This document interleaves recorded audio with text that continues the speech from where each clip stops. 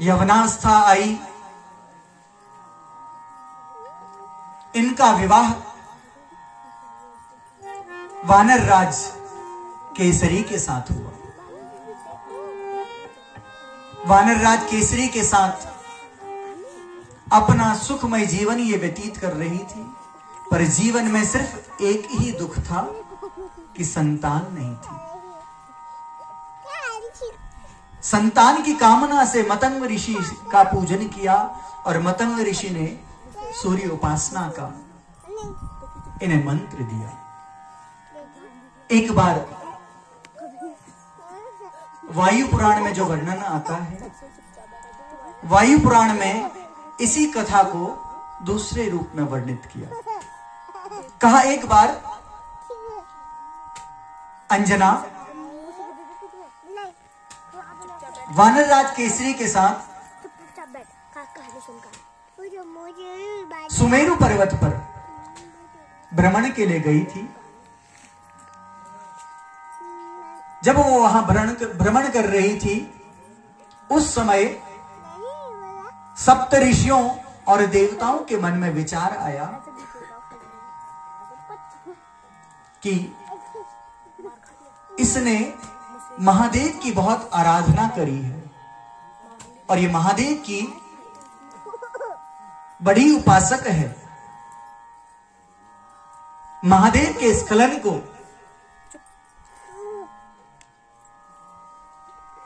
इसके गर्भ में स्थापित करने का यह शुभ अवसर है, क्योंकि इन्होंने पूर्व जन्म में वानरराज केसरी और अंजना ने महादेव की आराधना करके महादेव को पुत्र के रूप में मांगा था।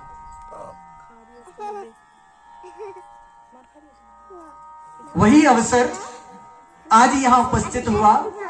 सप्त ऋषियों ने पवन देव के माध्यम से, अंजना के कर्ण के माध्यम से उस स्खलन को, जो महादेव और मोहिनी के संपर्क से बना था, अंजना के कर्ण के माध्यम से उनके गर्भ में स्थापित किया। जब अंजना वहां राजा केसरी के साथ विराजमान है, अचानक हवा का झोंका आया। उनको ऐसा लगा कि मानो किसी ने उनके शरीर को स्पर्श किया। उसी पल दूर हटी और कहने लगी कि यहां कौन दुष्ट है जो मेरे स्वामी के सामने मुझे स्पर्श करने का ये दुस्साहस कर रहा है।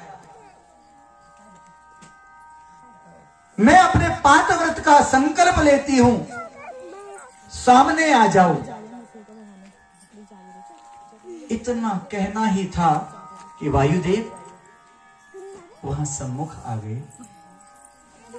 कहने लगे, देवी मेरा कोई और उद्देश्य नहीं था, मैं तो एक देव कार्य से आपके पास आया था।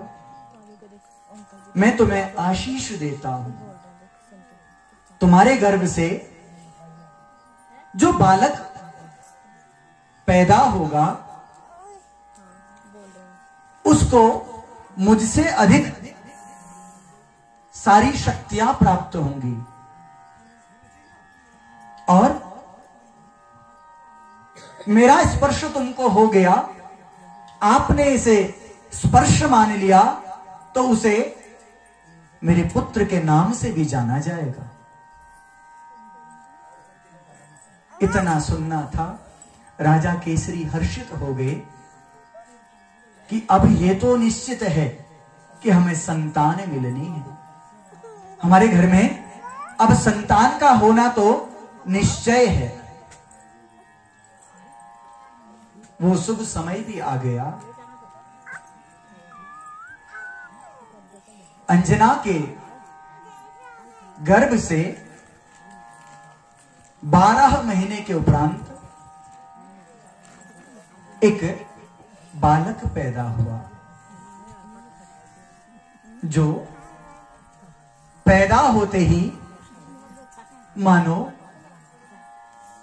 5 वर्ष का प्रतीत होता हो। अंजना ने उस बालक का दर्शन किया और बड़ी हर्षित होने लगी। जिसके घर में संतान नहीं है उसे संतान मिल जाए तो उसके लिए इससे बड़ा कोई हर्ष का अवसर हो ही नहीं सकता है। राजा केसरी उस समय युद्ध के लिए गए थे। जब लौट के आ रहे हैं तो उन्हें सारे शुभ शकुन हो रहे हैं। उन शकुनों को देखा। इनके सेवक मार्ग में आके ही इन्हें समाचार देते हैं कि राजन बधाई हो, राजन आपको बधाई हो, आपके घर में संतान हो गई है। भगवती अंजना मां बन गई है। उन्होंने एक पुत्र को जन्म दिया है। राजा केसरी उसी समय प्रसन्न हुए और कंठ में जो हार था वो दास को दे दिया। आगे बढ़े, लाल का मुख देखना चाहते हैं पर राजा हैं तो नगरवासी बड़ी तपस्या के बाद राजा को यह संतान प्राप्त हुई है। बधाई देने के लिए सब पहुंच गए। अरे लाला जन्म सुनी आई, अंजना मैया दे दो बधाई। लाला जन्म सुनी आई, अंजना मैया दे दो बधाई। दे दो बधाई मैया, दे दो बधाई, दे दो बधाई मैया, दे दो बधाई। अरे लाला जन्म सुनी आई, अंजना मैया दे दो बधाई। लाला जन्म सुनी आई, अंजना मैया दे दो बधाई। टीका भी लूंगी मैं तो झूमर भी लूंगी, टीका भी लूंगी मैं तो झूमर भी लूंगी। नथनी की दे दो गढ़ाई, अंजना मैया दे दो बधाई। नथनी की दे दो गढ़ाई, अंजना मैया दे दो बधाई। लाला जन्म सुनी आई, अंजना मैया दे दो बधाई। हार भी लूंगी मैं तो हंसुलिया भी लूंगी, हार भी लूंगी मैं तो हंसुलिया भी लूंगी। हिरन की दे दो जड़ाई, अंजना मैया दे दो बधाई। हिरन की दे दो बड़ाई, अंजना मैया दे दो बधाई। झुमका भी लूंगी मैं तो कुंडल भी लूंगी, झुमका भी लूंगी मैं तो कुंडल भी लूंगी। हाँ झुमका भी लूंगी मैं तो कुंडल भी लूंगी, ओ झुमका भी लूंगी मैं तो कुंडल भी लूंगी। झुमका भी लूंगी मैं तो कुंडल भी लूंगी, झुमका भी लूंगी मैं तो कुंडल भी लूंगी। सुमेरा की दे दो बनाई, ये अंजना मैया दे दो बधाई। सुमेरा की दे दो बधाई, अंजना मैया दे दो बधाई। कंगना भी लूंगी मैं तो चूड़ी भी लूंगी, कंगना भी लूंगी मैं तो चूड़ी भी लूंगी। हाँ कंगना भी लूंगी मैं तो चूड़ी भी लूंगी, ओ कंगना भी लूंगी मैं तो चूड़ी भी लूंगी। कंगना भी लूंगी मैं तो चूड़ी भी लूंगी, कंगना भी लूंगी मैं तो चूड़ी भी लूंगी। मोतिन की दे दो बुआई, अंजना मैया दे दो बधाई। मोतिन की दे दो बधाई, अंजना मैया दे दो बधाई।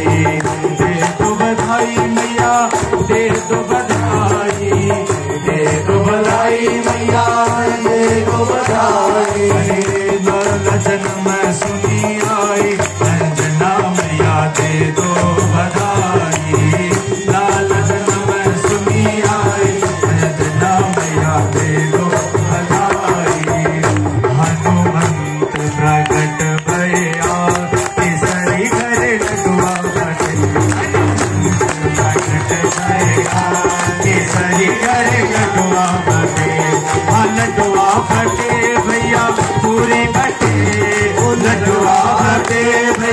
पूरी